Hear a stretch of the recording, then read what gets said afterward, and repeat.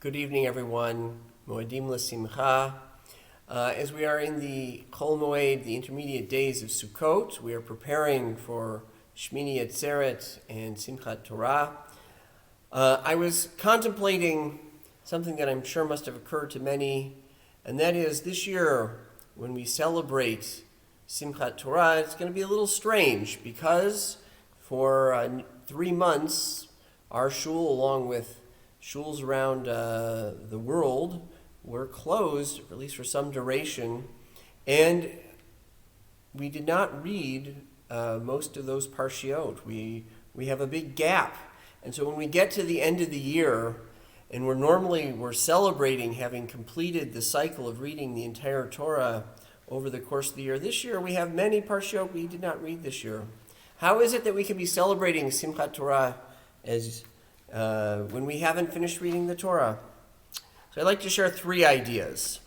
The first is based on a story that Rabbi Moshe Weinberger tells about Yeshivat Shar Yashuv and the founding Rosh Yeshiva there, Rabbi Shlomo Freifeld, who, after a young man who had no background whatsoever learning, struggled and finally learned one line of Gemara.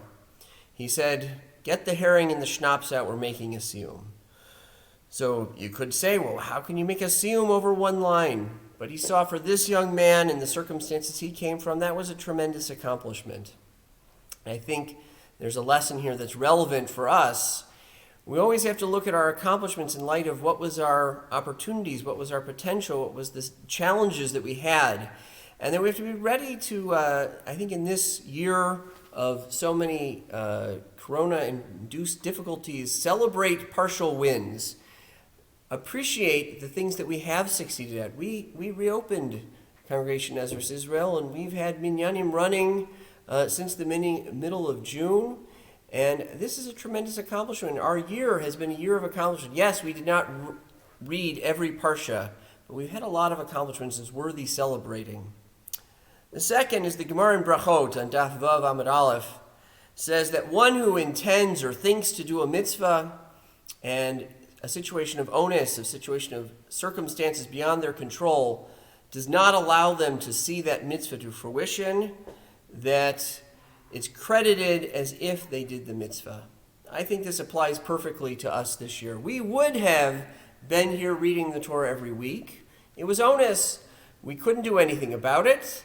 And in Shemayim, we're credited with having read the entirety of the Torah. So in fact, this year on Simchas Torah, we have read the whole Torah, at least from HaKadosh Baruch Hu's accounting of the situation, and that we're justified certainly to celebrate on Simchat Torah.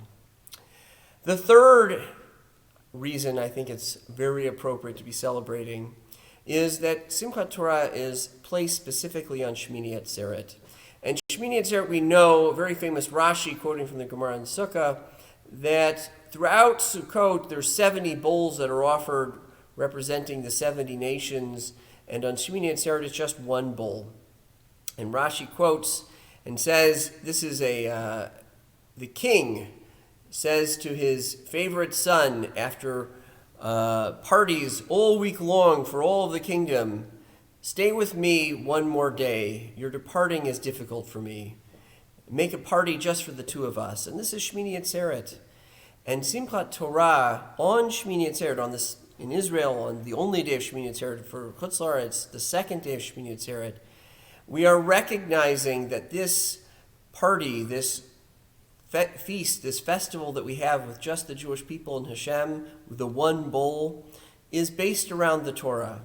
And this idea is relevant every year, and that we should rejoice this year on Simchat Torah over our unique relationship with Hashem that is in the foundation of Torah and through the Torah, and our rejoicing is around the Torah, but ultimately it's around our learning Torah in order to connect to HaKadosh Baruch Hu and to fulfill our mission in this world. And I wish everyone Moedim l'simcha, an upcoming Chag Sameach, and good Yom Tov, and that we should rejoice our partial victories this year. We should recognize when situations prevent us from doing a mitzvah that we were intending to do, we fully were going to do, but we just were unable to.